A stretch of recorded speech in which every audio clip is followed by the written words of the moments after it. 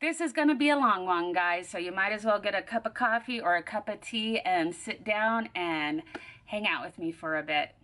Hello, darlings, and welcome back to my YouTube channel. If you're new here, I'm Raven. I love knitting, vintage knitting patterns, and I love talking about hair and makeup. Today's video is going to be a little bit different. I'm not actually going to be doing hair or makeup, even though my head might suggest differently, but today I thought I would do something a little bit different. It's been a weird day. This is not the video I had planned, but we're gonna make the best of it because I really did want to get in front of the camera today, so here I am. What are we doing? Today I am doing the vintage tag. While I was spending countless hours on YouTube, like I normally do, I stumbled across a vintage tag that I haven't seen done in more than a year, I'm gonna say, and some of the videos that I were watching were 5 and 6 years old. I will link some of those videos down in the description box if you'd like to see other people's tags. As normal, I'm late to the game. But anyways, if you'd like to hear me answer some vintage inspired questions and see my thoughts and opinions on some vintage pinup, retro-y topics, just keep watching.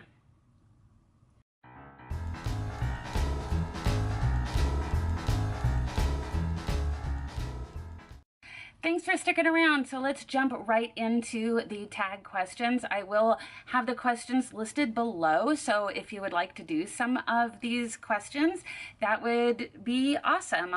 So let's get going. The very first question, I do have them written on a piece of paper here. Who are your style icons?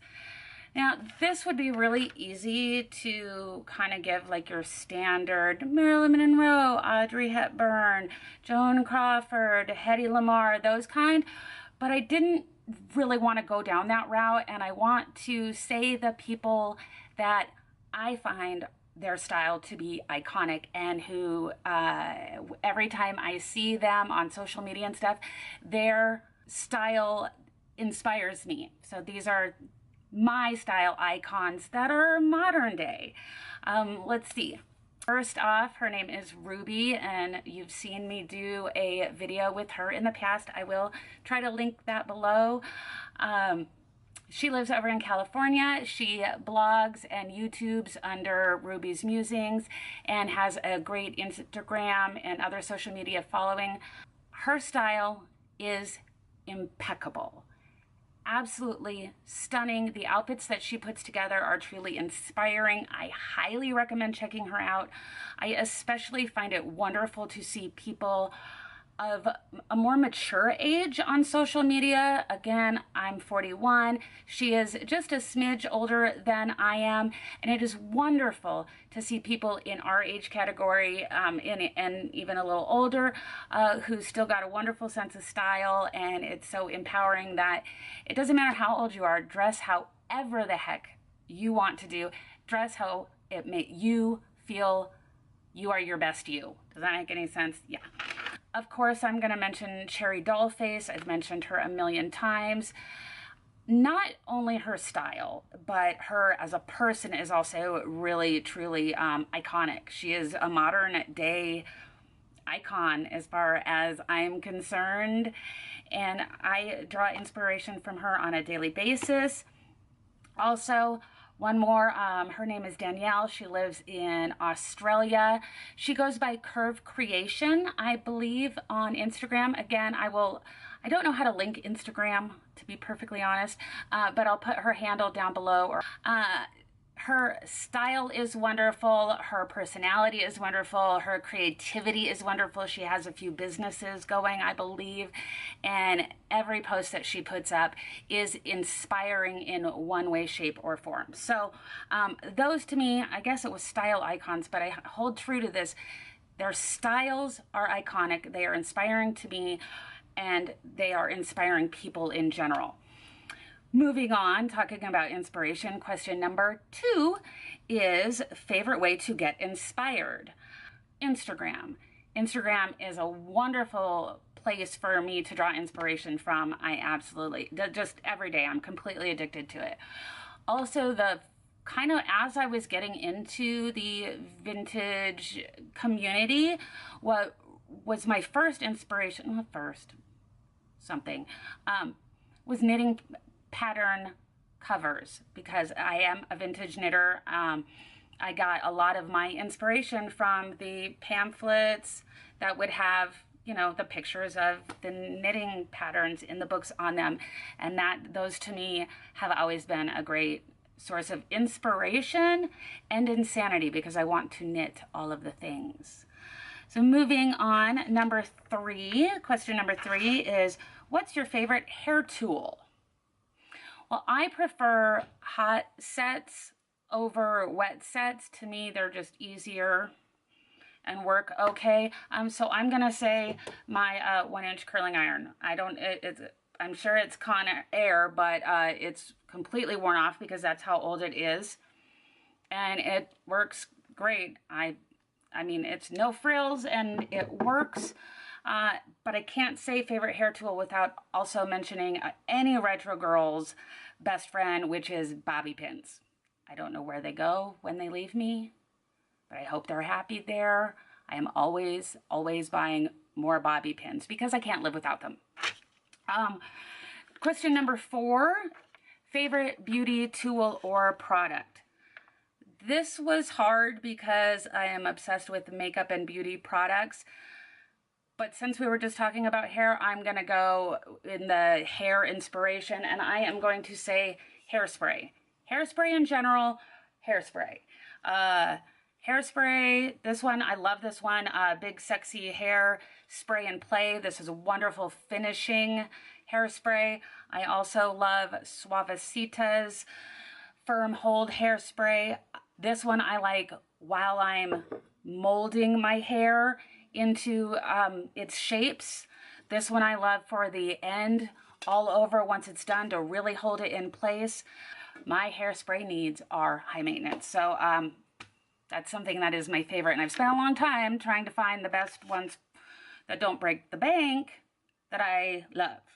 So question number 5 is updo, downdo, or half and half. And if you've been around here for a while, I'm sure you can guess that it is going to be updo. I live in a desert. I always want my hair up. Anytime I have my hair down here, I just feel so hot and sticky and sweaty. And that was true even when I lived in Alaska. So maybe it's, I don't know. And for someone who's very rarely had short hair, I mean, I haven't had short hair in a very long time. You'd think I would just cut it all off, but nope, I don't. I keep my hair long. It's about down to here right now. But I prefer it up, up, up. I don't like it down. Sometimes I'll do half up and half down, but I don't like hair around my face. I always want it away and not in my way. Let's see, number 6 is vintage everyday, weekend, or special occasions. That one is, on the surface, I'm going to say everyday, because every day I dress either vintage, retro, rockabilly, pinup, whatever you have it, even though I might be wearing modern clothes. That is just, that's me, that's who I am, that is my style.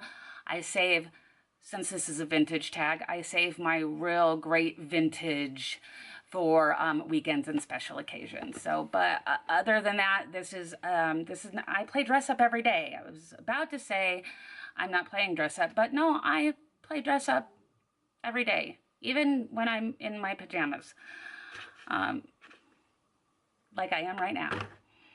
So moving on, question number 7. Oh God, here we get into the hard ones. Is your favorite blush, eyeshadow, and lipstick. Now, y'all know I could talk about makeup till the cows come home, so I'm gonna try to get through this really, really quickly, and in another video, I'm gonna like do my favorite pin-up makeup. So, let's go through this really quickly. I picked out a high end and a low end of each product. So for blush, You know I love my pinky blushes. My favorite high-end one is by Stila. It is kind of old, and it is this self-adjusting pink. That's awful. It is a cool toned pink that is one of those where it goes on your skin and creates the perfect shade of pink for you. I don't know about that, but I love it. This has been discontinued, but you can still get it on GlamBot. I have three backups of it. As far as drugstore, I absolutely love, there it is, Milani's Baked Blush. Just about exactly the same. And it is in the color Delicioso Pink. So those are high-end, low-end. For eyeshadows, let's see, for my high-end, I gotta go with my Kat Von D Shade and Light palette.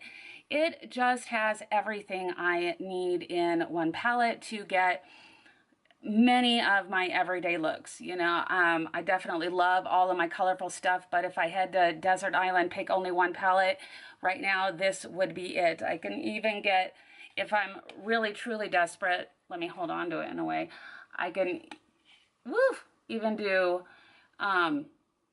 blush and a contour and a highlight, and then I can even do my, sorry about the lighting, my brows with this color here, eyeliner here, you know, my matte white. It's got everything I need in it. So for high, and the quality is just, there is no other. For drugstore, I have a lot, so it was really hard to kind of narrow this one down. I actually have a tutorial of me using this palette from NYX. It is one of the Dreamcatcher palettes, and this is in Golden Horizons. I enjoyed this one again because it is full of neutrals. It has a matte white in it. Has a nice little pink here. I don't really use the gold. If I wanted to, I could get my brows out of here, eyeliner out of here. I could even get in here and use, it doesn't show up pink, but this is pink. I could even use it as a blush. So for drugstore, this has everything I need in it, and the quality is darn good. Lipstick. I can't pick one lipstick. I couldn't even pick two lipsticks. I picked four, but hear me out. So, high-end, low-end. For bullet lipsticks, my favorite high-end lipstick is from Besame. This company's lipsticks. Oh my God.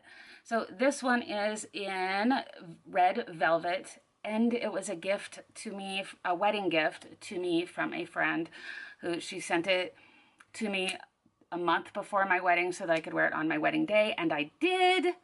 Okay, I did after the ceremony because I had to kiss my husband, and this one isn't kiss proof. So after that, I put it on because this was much more comfortable than the other one. For drugstore red bullet lipsticks, my favorite one is by Milani. I love Milani. And this one is in Matte Iconic. And this, in my mind, is, it looks orange on there, but it's not the perfect blue-based red. It's an exact dupe for MAC's Ruby Woo, and I hate that drying horrible lipstick, but I love this one. There's no need to spend the money on Ruby Woo when you got Milani.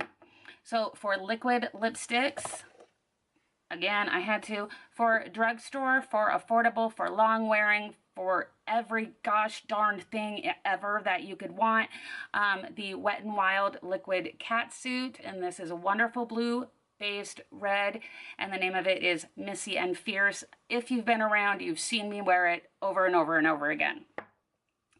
For high end, it's not exactly the same shade. I think this one's a little darker. This one's actually just a little bit more vibrant, but still real strong blue-based red. This is Smashbox's Always On lipstick in Boss, B-A-W-S, and it's Lily Singh's collaboration, and I love it, and I love her. Whew! Moving on. I'm gonna have a lot of editing to do because this is gonna be like the longest video ever. Holy crap. Okay, I am not even halfway through. So the next question, question number 8, is dresses, skirts, or pants. This is like a 3-parter. And I enjoy wearing dresses the most because it's one article of clothing and you don't have to be creative, and it's very easy and they're very comfortable. What I end up wearing most often is skirts because I like to hand make my own skirts, and then I wear a lot of thrifted blouses and tops with them. Pants, once I'm out tromping through the wilderness, I could do without them. Capris in the summer are fun, but other than that, I could do without it. Heels or flats. I have a back injury that has made it to where I can't really wear heels anymore. Sometimes I can get away with really small ones. So unfortunately, flats. There was a time in my life where the answer was heels, but you do what you gotta do. And the next part of that question is off the rack or homemade. Well, I prefer true vintage off the rack, but that's hard to come by. I really like homemade. I knit my own sweaters. I knit a lot of my own I am in the process of knitting a wardrobe full of my own tops, and I sew all 9 out of 10 of the skirts I have are home sewn by me. I hope that was clear. Number 9, do you swing dance? No, I wish I did, but I don't know how. Question number 10, that was easy to get through. How long have you been living vintage? Well, I don't live vintage. I love my iPhone. I love my computer. I love Netflix. I love YouTube. I love modern technology. But I have been wearing vintage styles. Even if it's not vintage, it's still in the vintage style for, I would say, about 4.5 to 5 years. Before that, it was very rockabilly for probably the previous 10 to that. Before that was pretty punk / rock, and before that was goth. But I wish I had pictures to show you all, but we didn't have cell phones and cameras and stuff, or digital cameras and such back then. Yeah, so about 5 years ago, 4.5, 5 years ago, I started gaining weight and I needed a new wardrobe. So I very carefully have created my favorite wardrobe over the last few years. And I absolutely, truly love every part of it, because even though my body is not what it used to be, I have a wardrobe that makes me love my body and who I am every day. Well, it doesn't make me, it helps me love my body and who I am every day. Favorite perfume. Very quickly, Gucci's Envy Me. I don't know, there's nothing vintage about it really, it's my favorite and I love it. Moving on, favorite skincare product. Oh my God, that is so hard. Yeah, again, I could talk about 800, but I am going to show you my Olay Regenerist Serum. There is no way to show you this without a glare. When I discovered this probably 15 years ago, this was probably like the first actual skincare product that I spent money on. It makes my face feel like buttery suede. It feels so it's the one product I've been using for the longest, and I just love it. Moving on, there's an interesting one. What does your family think about you dressing vintage, retro, whatever? Well, considering since I was very young, I have always had kind of an eccentric sense of style. Again, goth and punk and rockabilly, and they're used to it. They're used to kind of like not knowing what they're gonna get. And I think out of all the styles that I have had throughout my entire life, I think this is pretty much the one that is their favorite, because I'm not scaring anybody anymore. So, yay! Let's see, favorite accessory. Coming from someone who owns drawers and drawers and drawers and drawers of accessories and boxes that are still packed of accessories. This is hard, so I'm just going to go with my very first vintage brooch, which is this one here. It is Bakelite and Lucite. This here is Bakelite. These are Lucite beads. This part I believe is Lucite also. And it is just and it has cherries on it, which I collect things with cherries on them. It's the first vintage brooch I ever purchased, so it held a very special place in my heart. Moving on, do you find the vintage community welcoming or snobby? I have to say that my experience with the community that I am a part of on Instagram has been 100% welcoming. Okay, no, 98% welcoming. There's always a bad apple in the bunch, and they're very easy to find and weed out pretty easily. I would say overall, overwhelmingly welcoming and helpful and encouraging.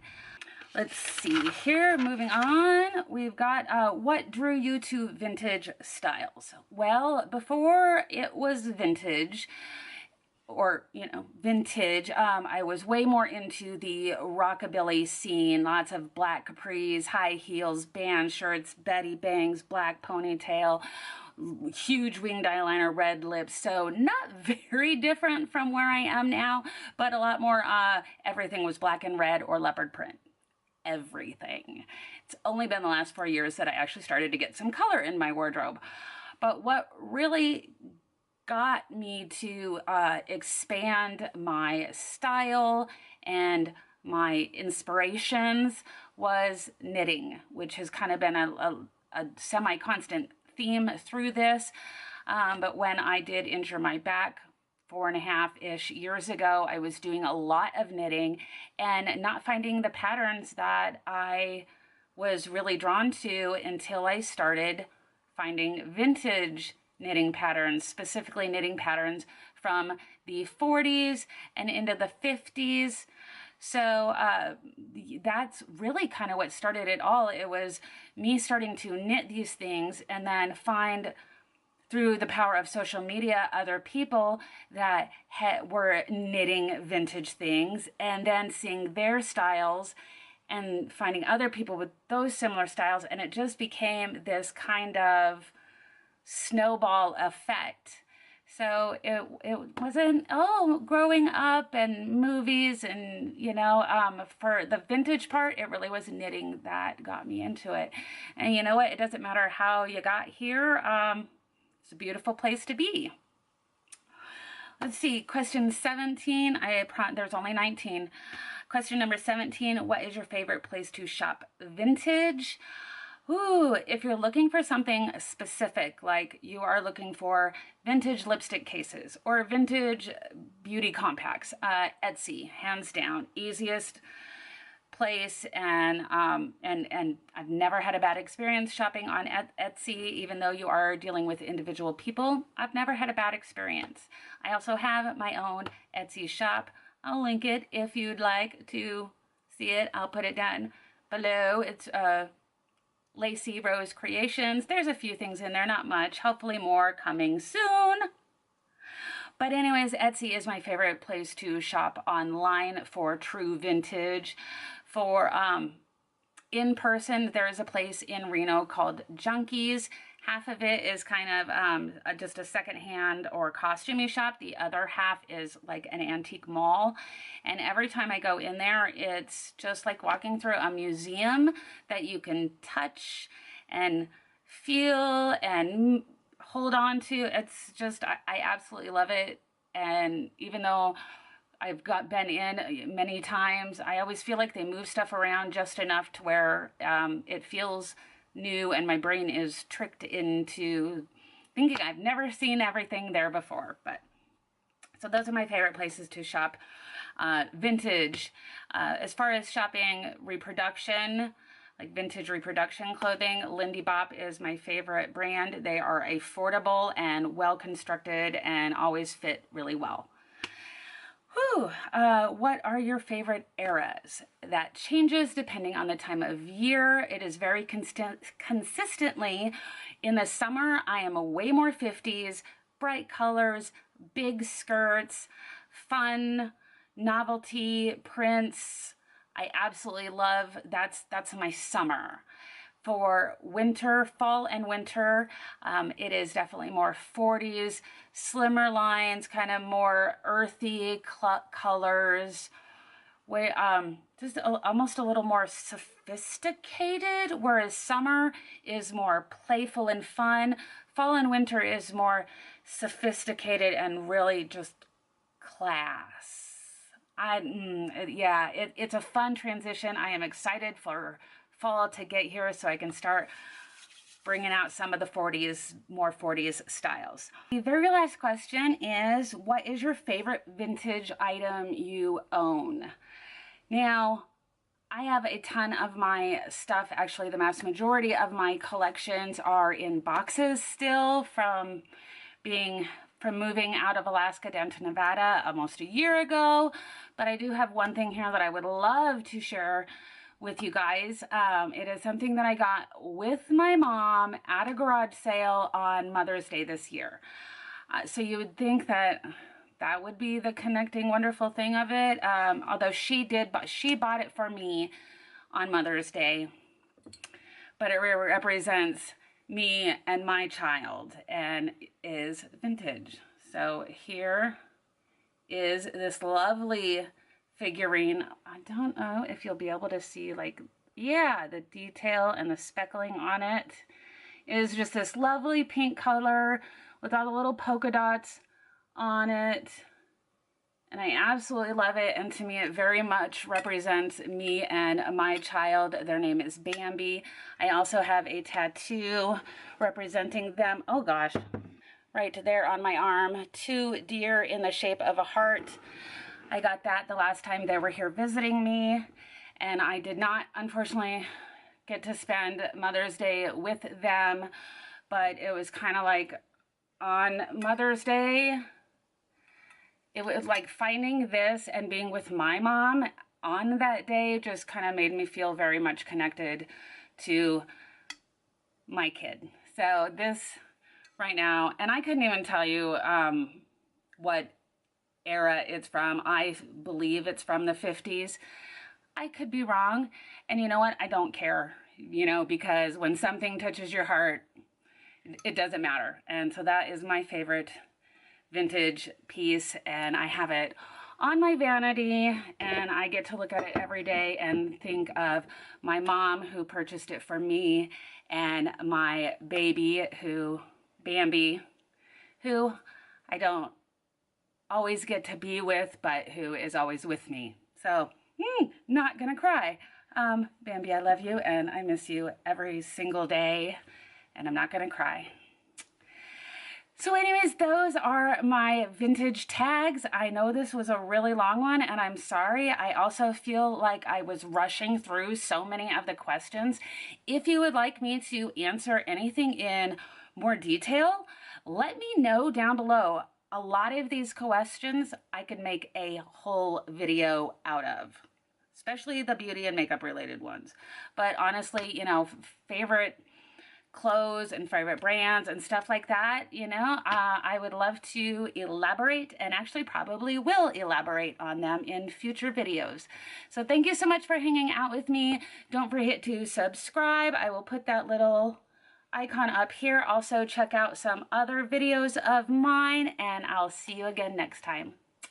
Bye-bye.